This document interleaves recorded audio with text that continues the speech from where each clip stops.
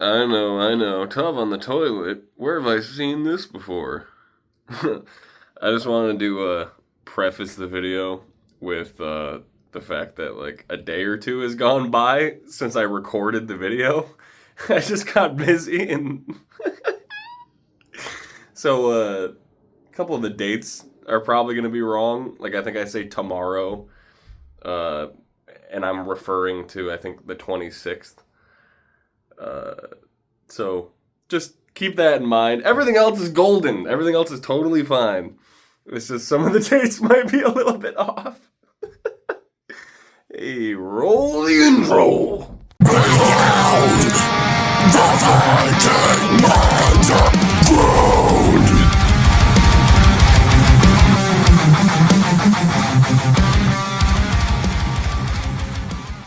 Warriors, what's going on? Tove here. Today we're doing a video all about comics. So if you're not into comics, yeah! No, I'm kidding. You don't have to go. I'm gonna try to keep it interesting. I'm gonna make sure to put pictures and things up. Not pictures like that, but there'll be more pictures. So I guess the first thing I'm gonna touch on is all the number ones that are either about to come out or that just came out. And I have a whole bunch of notes right here scribbled on a manila shkamilla envelope. I guess I'll do the ones that are not out yet first, because it just so happens that those ones are ones that I haven't started reading it. Like I haven't started reading Absolute Wonder Woman yet, and I read the first issue of Absolute Superman. And Absolute Batman, I'm like midway through right now, because I think they're so November 26th, tomorrow. There's actually a ton of stuff coming out tomorrow. We got Absolute Batman number 14, where Killer Croc is helping Batman take out Bane. That's gonna be a cool one. The cover art for it looks really cool too. I'll put it here. And also the same day, Absolute Wonder Woman number 14 is coming out. Like I said, I haven't read any of Absolute Wonder Woman, so I don't know what to expect when I get there, but I'm probably just gonna bang it all out in like one day. Just read all of them and catch up. And now there's stuff that did come out, but I'm assuming a lot of you haven't been made aware of yet. I know I was following it a while ago, pre 2025, I believe. But there were like whispers that there was a new fresh start for Batman coming out, a new number one. And we got like weird glimpses, like weird character sheets of potential suit designs and like how he might look. And I'll put those here too. Mind you, these came out way before there was an official announcement for the new issue, like the new fresh start for Batman. And it got people going crazy. And the suit did end up being that. So September 3rd is when the number one issue came out with that gray and blue suit. I think it looks sick. I think I like it more than the Rebirth Batman suit, if I'm being honest with you. I like it better than most of the suits that have come out within the last 10 years, I would say. I love it a lot. And the crazy thing is, like, the Dark Knight Returns suit was Ben Affleck's suit, pretty much. But I think Ben Affleck's suit looked better than the Dark Knight Returns comic suit, if that makes sense. So if they could completely, like, 100% make the Ben Affleck Batman suit into the comics, which, to me, I personally think would look a lot more like the Absolute Batman than the Dark Knight Returns Batman, even though he's based off the Dark Knight Returns Batman. I think that would be awesome. I think it would be so cool to see that specific, like every detail, like even like the line, the cuts in the suit and everything. Like, I think that would be sick. What is the other thing I'm working with here? Let me go over my notes that are just awful.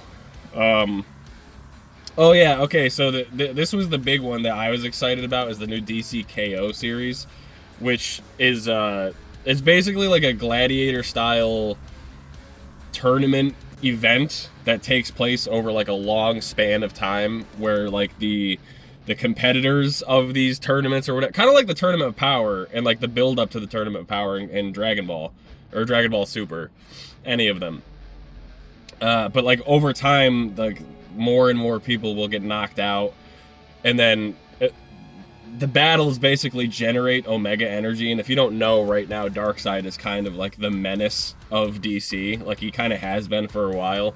He rewrote reality pretty much, and that's why we have the Absolute Universe. That's why all these characters are so weird and like things are messed up, is because of Darkseid. Like he basically became God Emperor Doom, but more powerful in the DC universe, and rewrote everything. And so like this DC KO thing is basically it's basically Justice League Unlimited, where like all the extended league members, the Titans, like everybody is facing off, and like whoever's left over at the end is the one who challenges Darkseid for rule. So who knows how that's gonna go, but that began October 8th officially. I have some, and I'm gonna post pictures of the cover art and the number for you guys. Well, I'll just tell you the number and post the cover art for it. So the first one you're gonna want to read through before you start DCKO are the tie-ins and the specials. So like we got Justice League Unlimited number 11, which was September 24th, and that's the prologue. Like that's the intro to all of this. What is it? Justice League Omega Act, which is a special edition, number 1. It's the one shot. And that one's more revolved around the Flash. And then there's Aquaman number 11, I believe. I could be wrong. I'll post the correct number up top. But it's Aquaman something, and that's the final tie-in. So there's 3 tie-ins that you're going to want to read before you start DCKO, number 1. And like I said, the roster is huge for that. Like you got Mr. Terrific, you got like the Titans, you got the entire extended Justice League with characters that you probably haven't heard the name of in like a really long time. And the 2 writers for that, bro, Joshua Williamson and Scott Snyder are the ones writing this whole thing. Like first of all, Scott Snyder is the one doing all the absolute shit right now. Like he's killing it with story, but he's also the one that did my favorite like personal comics, which is like Batman Death of the Family, Endgame. He didn't do Endgame, but he did Death of the Family, Court of Owls. If you don't know Court of Owls, that's I don't even know what to tell you. That's one that everybody needs to know if you like Batman or DC or whatever. Court of Owls is such a prolific event in DC history. Like Batman really, I'm not even gonna go into it, but if you haven't read Court of Owls, go read Court of Owls. Even if you don't even look at the pictures, just read it. The writing is so good, and you can thank Scott Snyder for that. And Josh Williamson, he's doing the current like dynamic duo run right now with Batman and Damian Wayne, and he's killing it with that. But he also is doing the Absolute Flash. He's the big Flash guy. Like he's the one that did all of the Flash's stuff during Rebirth. So if you liked Rebirth, Joshua Williamson is the one who did all of the Flash during Rebirth. And I don't know if you know, but during Rebirth, Flash is kind of like the pivotal character of it all, as he kind of usually he ends up being that anyway. But I will say, I don't think that's going to be the case with this Absolute Universe, and I kind of dig that. I kind of like Flash not being the main one that everyone's focusing on. Like, right now in the Absolute Universe, like, Batman and Wonder Woman are the 2 that are, like, really being focused on. Like, even Superman isn't even, like, the really popular one. Like, his issue 14 isn't coming out until December, and issue 14 for Batman and Wonder Woman is out tomorrow. Like, they're definitely, like paying more attention or more critical attention to Batman and Wonder Woman, which I like. I like that a lot. And I don't know, like I said, I haven't read much yet of the Absolute Universe. I've read some, but I really hope that this version of Batman and Wonder Woman becomes a romantic item. It's happened in the past, Batman and Wonder Woman, but I specifically think these two powerhouses, like how big they are and how like menacing their stories and presences are, like I think that would be sick.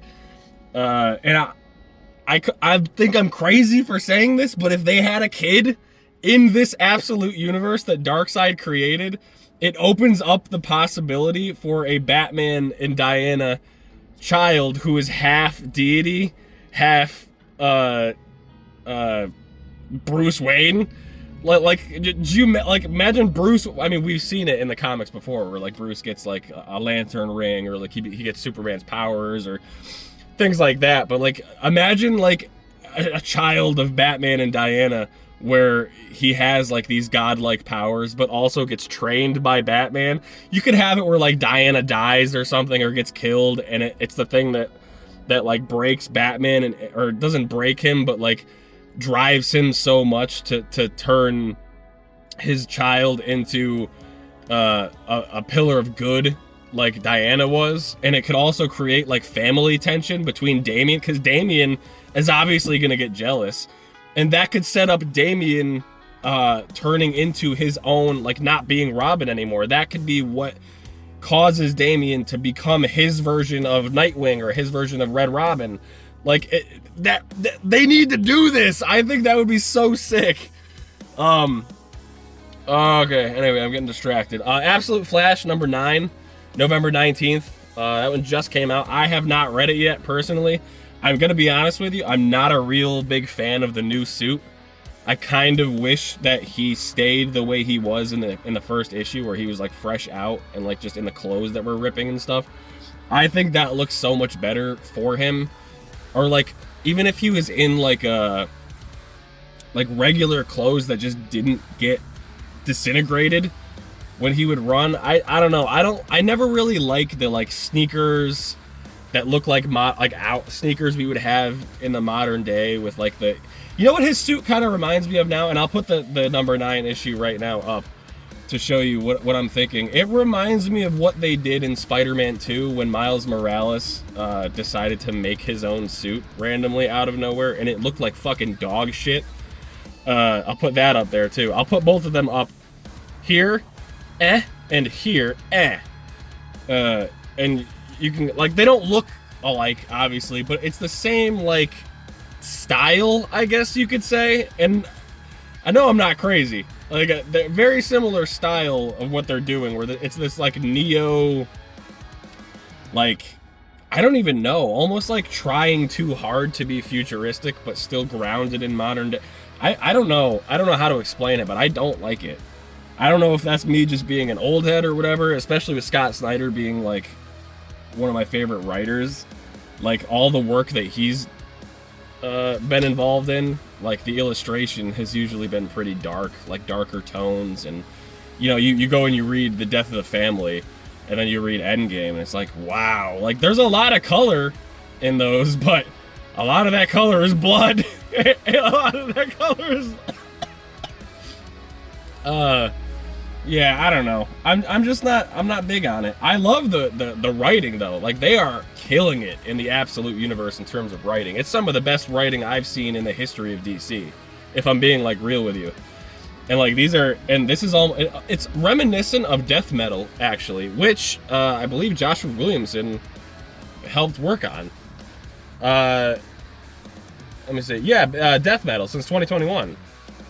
Oh, the other thing that Josh Williamson is doing, he's currently writing the current run of Superman, not Absolute Superman, but the actual run of Superman right now. Which, if you're not caught up, there's a lot of Brainiac stuff going on right now, and they're only up to like issue 30 or 32, 31, 30, 31, 32, I think are the most recent ones. So if you're trying to get into DC right now, now is a really good time to start reading all of these first issues, because the new universe has kind of just kicked off. Not just, like, it's been since like September-ish, but there isn't that much for you to get through to be caught up. Like, I think the most you'll have to get through right now is the Superman run, which I think is in the 30s right now. But Batman isn't even in the 30s. Trying to think of what else we got. Like, all of the absolutes are the highest they're up to right now is number 14. You could breeze through those. The KO, I don't know exactly what they're up to right now. I'll put it up here. What issue they're up to right now. But yeah, that's it for my notes. I am so, like, DC fans are like eating right now, and the thing that really sucks, honestly, is there's so much turmoil right now within the live action space that it almost feels like it's taking away from how crazy the comic space is right now. It sucks too, because, like, obviously the comic fans are the ones who, like, really nitpick and, like, care the most about the live action stuff, but we're also seemingly the ones who are disregarded the most when it comes to producers and writers of these live action films and shows and things. Like, we're just kind of, like, put on the back burner. Every now and then we get a good, like, the Titans series was really good. Like, a lot of people shit on it, but from my experience, it was extremely comic accurate. Like, it was fun, but it didn't feel like a CW show. You know what I mean? And mind you, I liked the CW shows, the DC ones. I did like them. They were corny, but so was Smallville. Like, that's their whole thing. Is they make corny whatever, but you watch it for the DC. You don't watch it for the corn. You know? Like, I could separate that. There's enough good actors in it to, like, wash out the bad acting, I guess, if that's... Because the acting is really the only... And the CGI, but, like, it's CW. What do you expect out of them? It's not going to be the craziest CG, you know? That's another... Like, I hate people who nitpick with CGI. Like, unless it's blatantly, like, so unbelievably bad that, like, you can't focus on anything else because of how bad it is, I get that. And it has been that in the CW a few times. But... I don't know. We're not talking about the CW here. But I think everybody is going to be eating pretty well for a while, at least, with DC, because as much as we complain about what's going on with the live action stuff, DC has always been on top when it comes to the comics and the animation. And the comics and the animation, for the real DC fans, is enough. Like, that's enough for us to eat. Like, the live action stuff is just, like, the bow on top of the thing. Like, whereas with Marvel, like, the MCU is what they have. Like, their comics are good, like, but they don't... It's not something that can, like, carry the love and, like, whatever of the... It's just the scales, like, this is DC, the scales are kind of always like this. But, like, when it comes to live action, it's more like this. You know, like, I don't know how to explain it any better than that, if I'm being real with you. Like, the MCU is good. They took some pretty big hits over the past, like, 6 years or whatever. Especially because of COVID. DC kind of lucked out that they weren't really... Nothing was really popping at DC through all that crap with COVID. Like, Marvel got hit pretty hard with COVID because of all that. What was it? The Eternals, Shang-Chi, and Black Widow all getting held... I don't know if you remember that. They got held back, and then held back again, and then held back again, just for them to... do very poorly, which sucked because all three of them were incredible movies. Eternals easily being the best one of the three. Like, Eternals gets shit on, but I don't understand it at all. Like, some of the best CGI in Marvel ever, that in the entire Marvel universe, some of the best CGI, the best representation of a speedster in Makari, unbelievable. They somehow did Superman better in the Eternals than the Superman movie. Icarus was portrayed as a Superman-like character so much better than Superman was in the Superman movie. Not personality-wise, but like the powers and like all of the like flying, the laser vision, like the speed, all of that, like all of the character. Hephaestus, dude, with the technology and like showing how like his tech kind of like almost looks like Tony Stark's, like how Tony Stark and like the great minds of the Marvel universe, like they come from this guy, the god of tech, basically the eternal of tech. Like they did oh god, what's his name? Oh no, I'm blanking on his name. The Celestial. They did him really well. I don't know.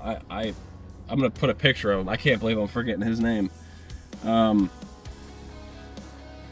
Oh man, that sucks. But there's, I don't know.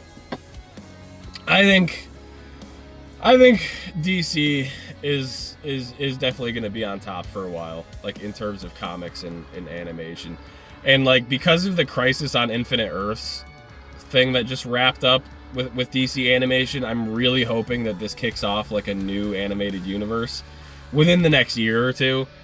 Like I hope we get rumblings of something coming, because Crisis on Infinite Earths was good. Like I think it was 3 or 4 parts.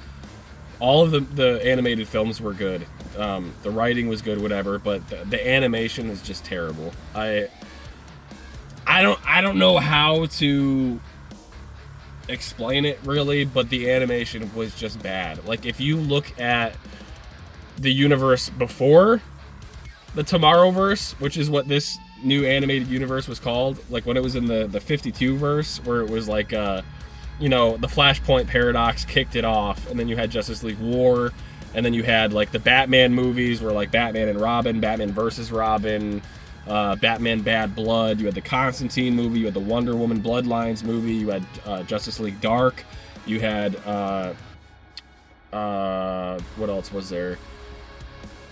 Justice League Throne of Atlantis. There was the, oh man, there were so many more. Not so many more. There were a few more. And then Justice League Dark Apocalypse War, which is the one that like ended it all. And it ended so crazy. And the only 2 people left over from that verse who remember everything are Constantine and the Flash. Obviously, because Flash is the one who does it every single time. So I'm really hoping that like we get what we need to get out of a new universe. They did their thing with this Tomorrowverse thing, but the animation was just not good, and that's a pretty widespread complaint from the community. From what I've seen, is everyone was like, as soon as that first Tomorrowverse or Superman Man of Tomorrow movie came out, where he first meets Martian Manhunter or whatever, like the animation style is just not good. Really, it's not. Like, it sucks too, because everything else was good. The other thing that really blew me away is that Jensen Ackles was not good at voicing Batman. Barry Allen, hi Ollie. Here, bud. Hello, Ollie. And you're Barry Allen, a forensic scientist from Central City. Like it was too not performative, but like Danny Zuko, the circuit, like I'm trying to like explain how it's like he was doing too much, and I think that he would be better as a live action Batman. I think doing the voiceover work for such a prolific character is a lot different than doing the live action acting, because like the live action you can actually like portray what's going on, but with the voice it sounded like he was trying too hard to lean into the like inquisitive like detective side of it, which normally we would love, but like he was emphasizing, and like tonal changes were weird. Like it really didn't make sense, and it sucks because there were times where it did, like with the Long Halloween. I think there were a lot of parts in that were really good. I don't know. I feel like he would fall in and out of it. The gates are open. We haven't seen a trick-or-treater in years. We won't see one tonight. Hardly worth the security risk, wouldn't you say?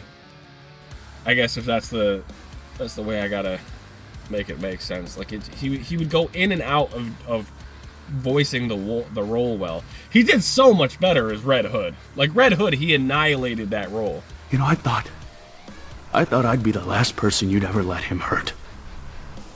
If it had been you that he'd beat to a bloody pulp, if he had taken you from this world, I would have done nothing but search the planet for this pathetic pile of evil death-worshipping garbage and send him off to hell.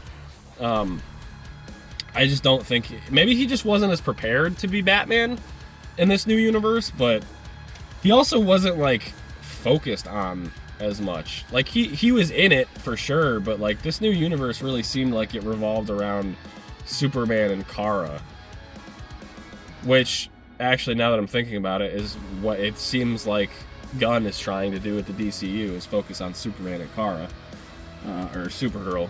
But whatever. I think I'm gonna be done for the day for this video here. We covered a lot, and you guys have a bunch of stuff to read now, because I know you guys have not caught up with all. If I haven't been caught up with all this, you guys definitely are not caught up. But yeah, well, hey, go read, you know, and get ready for tomorrow. Like, I'll put a link to the website where I keep track of, like, the current issues and the upcoming issues, so you can bookmark it and you'll know when these things are coming out. I might do periodic videos like this, like every couple months or something like that, just to update people on my comic book journey and whatever. I'll do a video at some point too, if you guys want, of me showing you some of my comic book collection, like the issues that I have, some of the runs, whatever, some of my favorite ones. Let me know in the comments if you would like me to do that. But yeah, I hope you enjoyed as much as I did. See you in the next one.